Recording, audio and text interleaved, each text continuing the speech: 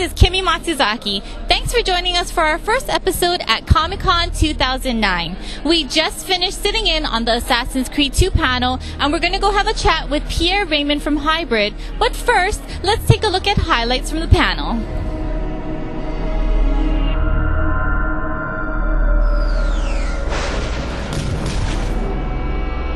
So whereas with the first game had maybe 4 or 5 mission types, we've got over 15 now. And whereas in the first game, so I promise you will be very happy with the changes that we've made. Today is a day where we will talk about convergence, but we will especially show what we mean by convergence. So this guy hasn't noticed me yet. I'm hanging out by the ledge, and so I'm going to show you a new form of assassination, which is assassinate from ledge. Grab the guy, toss him out. There we go.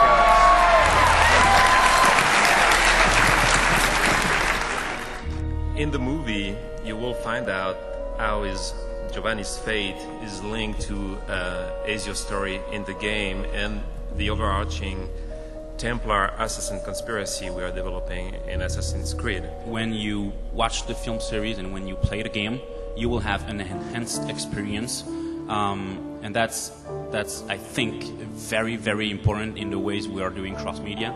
So that's cool, but this is going to be a lot cooler, assuming I can pull it off. So yes, there we go. We partnered with Hybrid Technologies. Hybrid is a very well-known post-production VFX studio, pretty much famous for movies that they basically helped to create, talking about 300, talking about Sin City, and many others. This really was a collaborative process, and it was really born out of a desire to further explore and expand our universe. On our way to making such projects, not only are we learning great stuff for making those projects, but we're also learning a huge amount of knowledge to help us make better games. But how is it possible for a stunt guy that start to fight, and doing all of these moves, and believe me, they fight, that to know that he is not, passing through a wall or falling on something which is going to be there, and after I'll be forced to move back, change the entire environment. If I change the entire environment, when you guys will start to play, you will realize that the barrel is not there anymore. Well, we want to be connected to the game as much as we can. My name is Pierre Raymond. I'm the president and CEO of Hybrid Technology, and we are a division of Ubisoft and producing right now a film series for Assassin 2.